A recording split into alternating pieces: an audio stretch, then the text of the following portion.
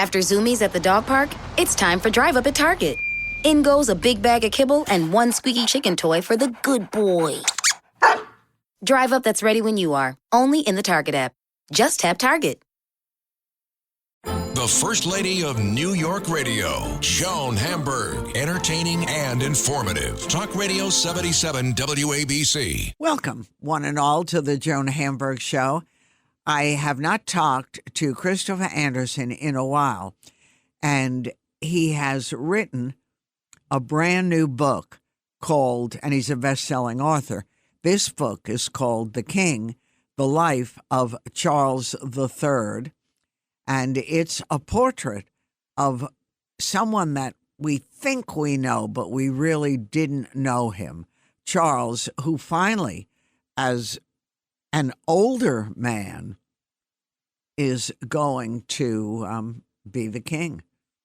I mean, how many years? And Chris Andersen, who has written at least 18 bestsellers, selling all over the world, 2 of his books, The Day John Died, that's about JFK Jr., and The Day Diana Died, were number 1 for a long time. And Chris Andersen was the contributing editor of Time, the senior editor of People. He's done amazing things.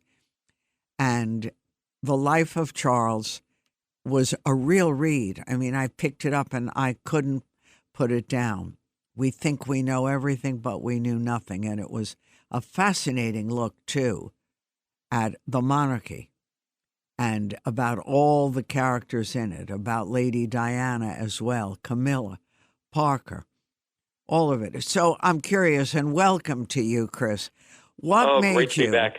I know it's been a while, but you are one of my favorite people. You know that. Well, we've had a good time over the years. We have, absolutely. So what happened that made you decide to take a look behind the curtain at King Charles? Well, let me tell you, this book was quite the saga. You know, my last book was Brothers and Wives, which is about William and Harry and the rift between them, but and Kate and Meghan, of course. But I wrote The King over a 5-year period, and then, of course, knowing that at some point he would become king. And if you like a little personal thing, I woke up every morning for the last year or 2 years thinking, oh my gosh, my wife's going to come in and say, well, the queen has either abdicated or passed away, so you're going to have to really, finish up this book. But what happened was she looked perfectly good when she met Liz Truss, the then prime minister, and I thought, well, I can get on a ship and go to the Baltic and do this thing I've wanted to. So I got on a ship. The minute we got on the ship, the queen passed away. So unreal, right? Yeah. Yeah. So I was literally at sea doing, press and interviews and things like that about the Queen's passing. But look, you're right. Charles has been waiting for 70 years for this job, and all that time he was right next to the Queen. But he was in the spotlight like she was, but we never really got to know him. And I think people would be fascinated to learn what I discovered about everything from his huge temper, the tantrums he's thrown, and to, of course, all the women in his life and all the obstacles. His childhood, heartbreaking, really. No, it is. And the fact, too, that what he wanted, he got. And if he didn't, he went a little berserk. But that's the way, right? He was brought up. It's you want it, it's yours. Exactly. And he was, and again, when I talked just a little tidbit here about his tantrums, I mean, one time his cufflink went down the sink, and he literally flew into a rage and tore the sink off the wall. Now, he did this twice in anger. He tried to strangle one of his valets. He tried to he chased one into who was so terrified, into a closet. The guy locked himself in a closet to get away from the then prince. He hurled things at Diana and at other people in fits of anger because, he's always been used to getting his way. But I do think it stems from having been this lonely child. He was, there's that poignant. He always talked about how his mother was aloof and cold. Right, and, his father ignored him completely. Right, his father, and when he did pay attention to him, his father was a bully. He literally reduced Charles to tears in front of people routinely into the teenage years. And so Charles, he was farmed out to horrible schools, one in particular, Gordonstown, where he was beaten, and we'd call it, abuse, child abuse today, what he underwent there from other students. Wow. And yet, do you think, and we'll jump ahead and then go backwards a little bit, but do you think that at this point that he has become or grown into being a real person, or did that, what we can call abuse, both at school and at home, where despite the fact he was royal, he was really belittled and threatened by everyone, classmates, Right. the whole thing. Has he grown into being King Charles? Well, I think there are moments. Yes, I do believe to some extent he has, and he certainly relies very heavily on Camilla.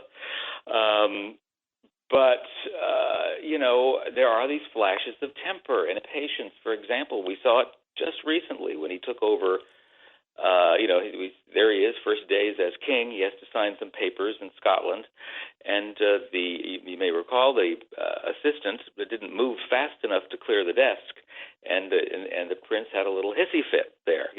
Now when the eyes of the world are on you, at this moment in history, and you can't control your temper to that extent, it does not bode well. So he did handle, by the way, the other day, having people pelt him with eggs in York when he was there with Camilla in the city of York in England.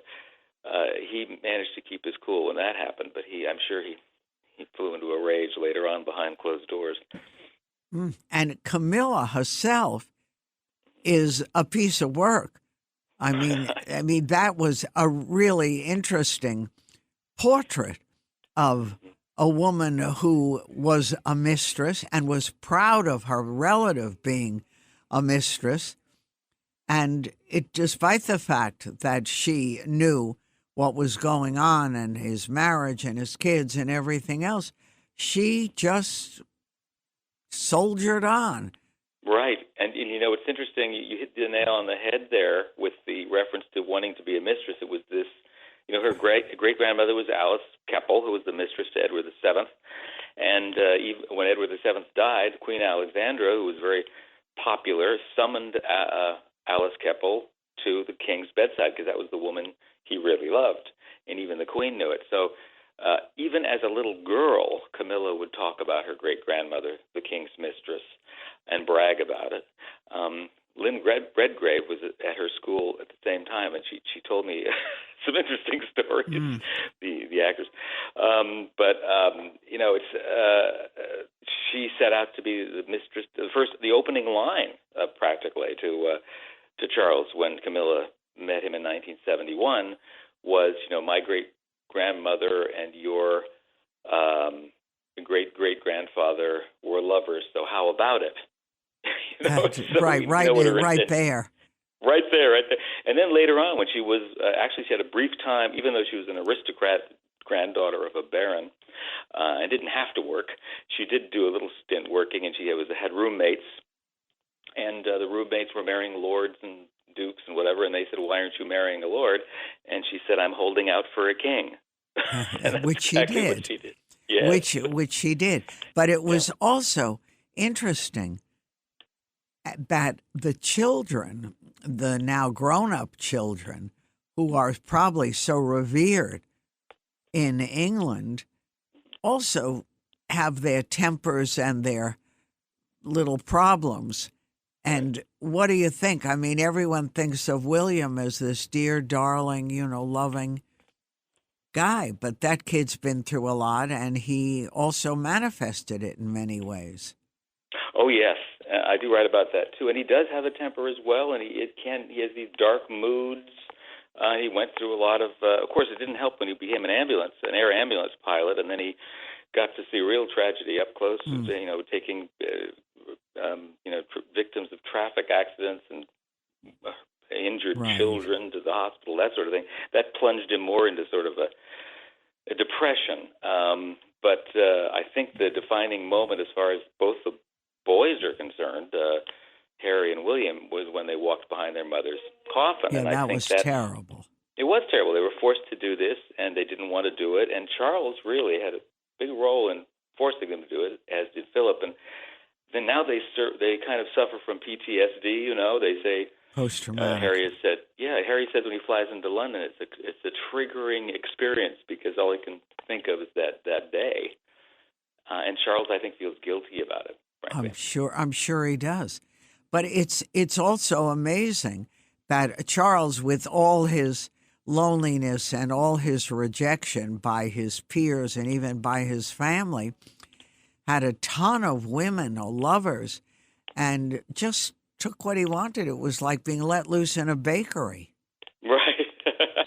Well, he was, and that's pretty kind of controversial passages in the book, too, about how a friend of his, a polo player, would actually, a guy who was on his polo team, would actually go and kind of, get women for him and bring them back to this farmhouse. And Charles, who was getting over the fact that Camilla left him to marry Andrew Parker Bowles, was involved with a lot of women. In the end, it was two of his mistresses, Camilla and Lady Kanga Tryon, who actually picked out Diana to be his wife. It was kind of a sick situation, but that's what they did. They did a list of 10 appropriate young women to be the mother of the future king, and Diana was always at the head of the list. So she was handpicked by Camilla. Yeah. Do you think, now that you've finished, I'm talking to Christopher Andersen, the king, the life of Charles III, do you think he's happy with her? Sometimes, be careful of what you wish for. Well, with Camilla? Yeah. Yes, well, I think it's somebody, I love the line. They said the mistake Charles made was that he married his trophy wife first. Nobody could figure out how he could possibly pick Camilla over the beautiful and charming Diana. and caring Diana. Everything, and he's still in her shadow, isn't he? I mean, they both still are. That's the thing. But yeah, I do think they're peas in a pod. That's what Camilla said once. She and Charles are that they just, from the moment they met, they clicked, and you can't get around that. Diana found she couldn't either, and I don't think she's clicked with the British people. That's the difference here. And I know that when Charles, promised not to make her queen, that was part of the deal to convince the queen to let him even marry Camilla. She's going to be princess consort, and he reneged on that promise. I always said he would. I knew he would never stick to that because he would think it was insulting for his wife not to be queen, whoever she was. And that's another thing. People think it's a lesser title. Well, you can get rid of the consort because just like Elizabeth's mother during World War II was Queen Elizabeth, she later became the Queen Mother. But when you're married to the monarch, you're the queen. And that's what Camilla is. Right. And nothing is going to take that away. She actually looks a lot better, but the public still hasn't taken her. No. Well, the Queen, of course, endorsed her at one point, and earlier this year, after 17 years of Charles nagging her, I don't know if you remember the wedding of Charles and Camilla, but there was that astounding time when they had to get down on their knees in front of the Archbishop of Canterbury and beg forgiveness for their sins, our manifold sins and wickedness, which I think is a great line, and really just prostrate themselves, and it was humiliating. But Charles was willing to do all of this if it meant, and promised that she'd never be queen, if it meant that he'd finally get to marry Camilla. I think it's one thing to say she's going to be queen. It's another thing to see it, because the coronation's May 6th. There will be two thrones in Westminster Abbey. The consort's throne is exactly 1 inch shorter than the sovereign's throne, and they will place this magnificent crown on Camilla's head, and she will be trembling, I'm sure. But it's not going to sit well. I don't think Right. with the people because 86% of the British people said as recently as 11 months ago that they would not accept her as their queen. So we'll see. And you wonder how the boys really feel about it. Oh, exactly. They went out of their way to make Papa happy. William was the one who, as a teenager, after a couple of years after his mother's death, actually went in and introduced himself to Camilla. To try and break the ice because he knew this was the woman his father loved and he wanted his father to be happy. But they don't want her to replace Diana. Ever. Right. And in history, let's say, because from now on it's going to be the Camilla show, and I think they were blindsided by this. They believed their father would keep his word, and abruptly, this decision was made just last February, so to make her queen. Do you think that William has a happy life? Superficially, it looks lovely, perfect, Sure. Great kids, a charming wife, good in-laws. But it's hard to tell because you more than most people know about the family and what goes on. Right. I think he's lucky to have Kate Middleton, who is a kind of a steadying force. I think she's unfairly criticized as a kind of a, first of all, everyone says she's way too thin. Well, and way too they're jealous, right? I think they're jealous, right? I think that she's gorgeous and really in control of her life and does seem to have a sense of humor and is a happy person. She does not have the hatred of the press that William has. He blames them still for his mother's death, and it's just really well, we can a thorn in his side, never gone away. So in that sense, I think he always feels somewhat under the gun. And also, as you said, these people are going to have to. The rest of their lives are predetermined, pretty much. Harry has pointed that out. They're trapped in a gilded cage, in essence, but it's one heck of a cage. And I think most people feel that. See them as pampered, right? Resented. And a lot of people wonder if Harry didn't make a lot of mistakes. He had a pretty good life as a prince, and now he's suddenly estranged from the family, and there's all kinds of gossip about the book that may or may not be. Mm-hmm. And he's got a lot of issues. It can't be a happy time for him. No, it can't be. He's clearly, in my opinion, unhappy. I mean, he's trying to make, I think, happy wife, happy life. But in his case, it's not to give up. What he had.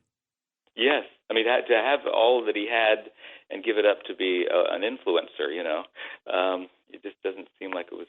He got the best part of the bargain, and he is alienated. I mean.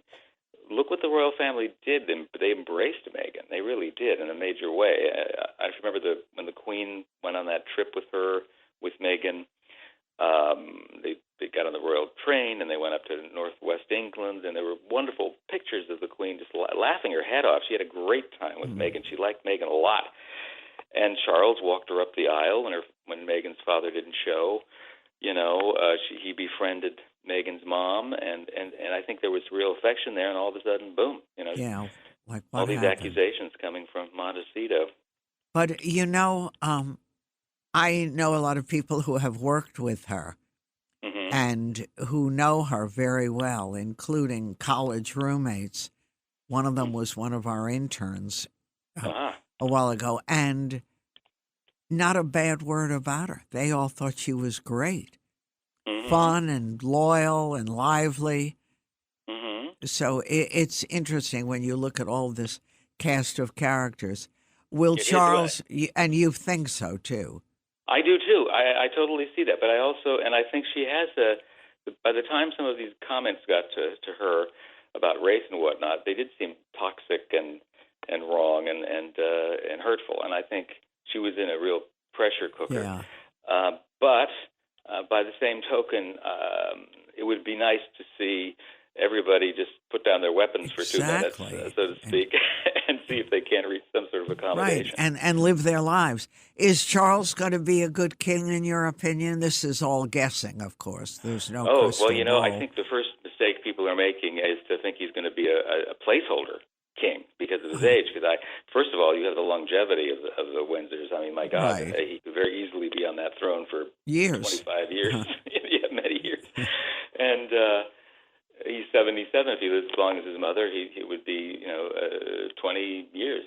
But he is going to be an activist king. I think he's going to do things to streamline the monarchy. I think he's going to kick some royals off the payroll. I think he's going to rattle some cages, though, in that process, and rub some people the wrong way, for another analogy. He's not supposed to interfere in politics, not supposed to have opinions, but he's loaded with opinions. So what are you working on now? I know you always... know I never say. I know. But I don't want to tip people off too early because sources then go running into the woods. Into hiding. I know, right. But we have royals left. Mm-hmm. Yes. Don't worry. I've got There's a lot. Sights on somebody. Okay. Well, I'm excited for you and for us. It was really a good read. Oh, great. Thank you. Enjoyed it. And a fascinating look at this tortured guy who does seem a little bit happier now, but we'll see. Take care of yourself. I'm Joan Hamburg, and you've been listening to Christopher Andersen and his brand new book, The King, The Life of Charles III. I'm Joan Hamburg, and much more ahead on WABC.